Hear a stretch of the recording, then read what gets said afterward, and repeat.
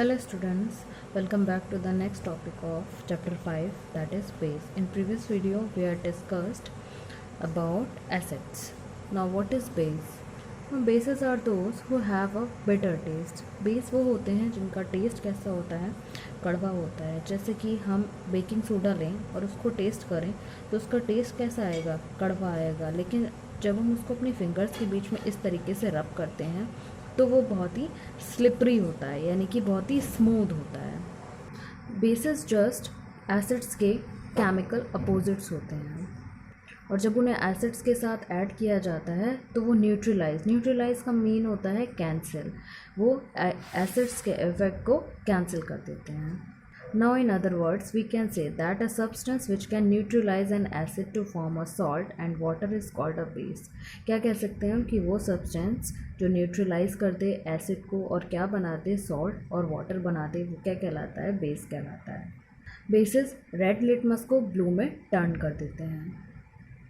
some of the examples are here: sodium hydroxide, potassium hydroxide, calcium hydroxide, magnesium hydroxide, ammonium hydroxide जिसको हम ammonia solution भी कहते हैं, sodium carbonate, sodium hydrogen carbonates, ये सारे examples हैं बेसिस के.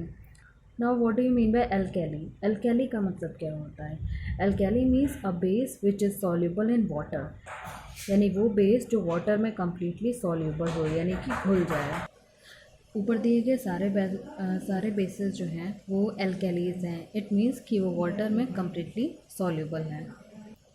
Now next is sodium hydroxide and potassium hydroxide which are found in soap. Mostly soaps जो होते हैं उसमें कौन से बेसिस प्रेजेंट होते हैं? Sodium hydroxide and potassium hydroxide. ना थर्ड इज़ कैल्शियम हाइड्रोक्साइड जो किसमें पाया जाता है? लाइम वाटर में. लाइम वाटर मीन्स चूने का पानी.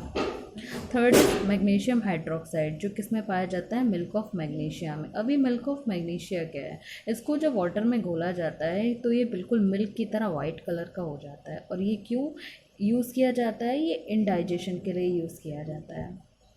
इट मीन्स कि ये जब हमारे स्टमक में डाइजेशन से रिलेटेड कोई भी प्रॉब्लम होती है तब हम इसको लेते हैं. Now next is ammonium hydroxide जिसको हम अमोनिया सॉल्यूशन भी कहते हैं, is found in window cleaners. Window cleaners जो होते हैं ये उसमें होता है. नेक्स्ट इज सोडियम कार्बोनेट, ये वॉशिंग सोडा में होता है. And last sodium hydrogen carbonate जो कि बेकिंग सोडा में होता है. बेकिंग सोडा किसके लिए यूज़ किया जाता है? फॉर बेकिंग ब्रेड और cake. Now here are some strong bases and weak bases. Strong bases are sodium hydroxide जिसको हम कास्टिक सोडा भी कहते हैं, and second is potassium hydroxide जिसको हम कास्टिक पोटाश भी कहते हैं. Now what do you mean by caustic here? Caustic means corrosive और बर्निंग, यानी कि जो जला दे. तो ये स्ट्रॉन्ग बेसिस क्यों हैं? क्योंकि अगर ये ज़रा सा भी हमारी स्किन पर गिर गए तो हमारी स्किन को जला देंगे. Now here are some weak bases. ये जो होते हैं वो ड्रिंक करने के लिए बहुत ही अनसेफ होते हैं. Calcium hydroxide, ammonium hydroxide, sodium carbonate, magnesium hydroxide and sodium hydrogen carbonate. But इसमें से भी हम मैग्नीशियम हाइड्रोक्साइड और सोडियम हाइड्रोजन कार्बोनेट को यूज़ करते हैं. वीक बेस हैं और इनका जो है ये सेफ़ होते हैं ड्रिंक करने के लिए. जैसे कि मैग्नीशियम हाइड्रोक्साइड है वो एज अ इंडाइजेशन प्रॉब्लम के लिए यूज़ किया जाता है. वैसे ही सोडियम हाइड्रोजन कार्बोनेट जो होता है वो भी एक वीक बेस है और as a antacid use किया जाता है. आंट एसिड का मतलब होता है कि जो एसिड को न्यूट्रलाइज कर दे. ये भी इंडाइजेशन पर्पस के लिए यूज़ होता है. इट मीन्स कि जब भी हमारे स्टमक में एसिडिटी हो जाती है तो ये क्या करता है, हम इन आंट एसिड्स को लेते हैं और ये जाकर एसिड को न्यूट्रलाइज कर देते हैं हमारी स्टमक के अंदर. इसलिए हम इन बेसिस को ले सकते हैं. ना यहाँ पर आपके माइंड में एक क्वेश्चन होगा कि नेम तो इसका आंट एसिड है. तो आंट एसिड इसलिए इसका नेम है क्योंकि एसिड को न्यूट्रलाइज करता है, इसलिए इसका नेम क्या है? Antacid. कोई भी जब भी आप डाइजेशन का सिरप लेने जाओगे तो उसके ऊपर ज़रूर मेंशन होगा आंट एसिड, यानी कि वो चीज़ जो एसिड को न्यूट्रलाइज करते हैं. जस्ट लाइक कि जब भी हम कभी कोई शुगरी फूड खाते हैं तो वो उसमें जो होता है बैक्टीरिया जो प्रेजेंट होता है वो उसको किस में कन्वर्ट कर देता है, एसिड में कन्वर्ट कर देता है हमारे माउथ में, और हमारे टीथ जो होते हैं वो डिके होना स्टार्ट हो जाते हैं।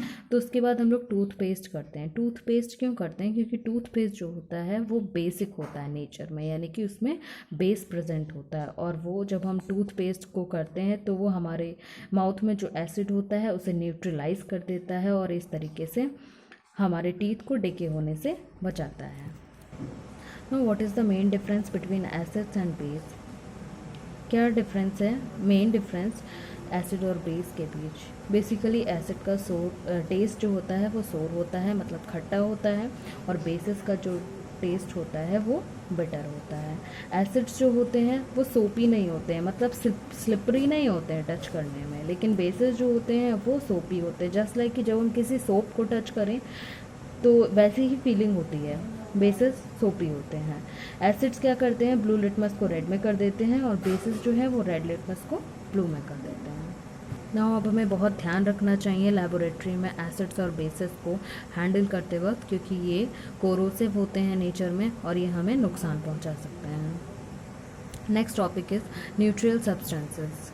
Neutral substances means which are neither acidic nor basic in nature. ना ही तो वो एसिड हों और ना ही बेसिक हों, वो क्या कहलाते हैं? न्यूट्रल सब्सटेंसेस कहलाते हैं। और किसी भी इंडिकेटर से इनका कोई भी कलर चेंज नहीं होता, मतलब कोई भी किसी भी इंडिकेटर से हम टेस्ट करेंगे तो ये कोई चेंज नहीं देते हैं, देयर इज़ नो चेंज। ठीक है, ब्लू लिटमस, रेड लिटमस, किसी के साथ भी अगर हम इसको पुट करें तो ये कोई भी चेंज नहीं देते हैं। अब जैसे कुछ न्यूट्रल सब्सटेंसेस हैं, प्योर वाटर है जिसे हम डिस्टिल्ड वाटर भी कहते हैं, ग्लूकोज है, केन शुगर है, कॉमन सॉल्ट है, ये किसी भी इंडिकेटर के साथ कोई चेंज नहीं देंगे। अब जस्ट लाइक कि इस एक्टिविटी के थ्रू हम एक एक करके इन सब का टेस्ट करेंगे, that pure water, glucose, cane sugar, common salt, इन सब में ये न्यूट्रलाइजेशन यानी न्यूट्रल सब्सटेंस होते हैं या नहीं होते। तो सबसे पहले हम डिस्टिल्ड वाटर ले रहे हैं। ओके, डिस्टिल्ड वाटर की एक एक ड्रॉप को हम रेड लिटमस और ब्लू लिटमस पर पुट कर रहे हैं, और ये देख रहे हैं, ये ऑब्जर्व कर रहे हैं कि लिटमस पेपर पर कोई भी इफेक्ट नज़र नहीं आ रहा है।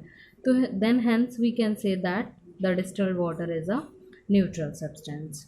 सेकेंड सैम्पल प्रॉब्लम में क्या कर रहे हैं हम, एक HCl ले रहे हैं, it means hydrochloric acid, another is sodium hydroxide, and third is sugar solution.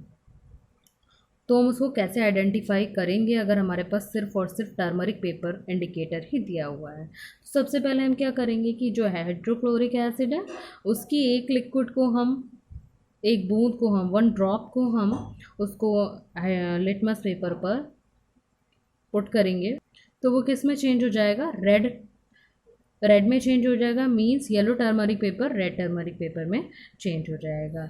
Then after that हम एक ड्रॉप वापस से, sorry, if turmeric paper red कब होगा? जब हम उस पर किसी बेस को पुट करेंगे, सोडियम हाइड्रोक्साइड को। अब येलो पेपर जो है वो किस में चेंज हो जाएगा? रेड लिटमस में चेंज हो जाएगा, यानी कि सोडियम हाइड्रोक्साइड जो है वो उसको, येलो टर्मरिक पेपर को रेड में चेंज कर देगा। अब जब हम उस पर HCl यानी कि हाइड्रोक्लोरिक एसिड को पुट करेंगे तो वापस से पेपर रेड से येलो हो जाएगा, क्योंकि एसिड्स जो होते हैं वो येलो, यानी कि येलो इंडिकेटर में क्या करते हैं कि रेड को वापस से इसमें येलो में चेंज कर देंगे।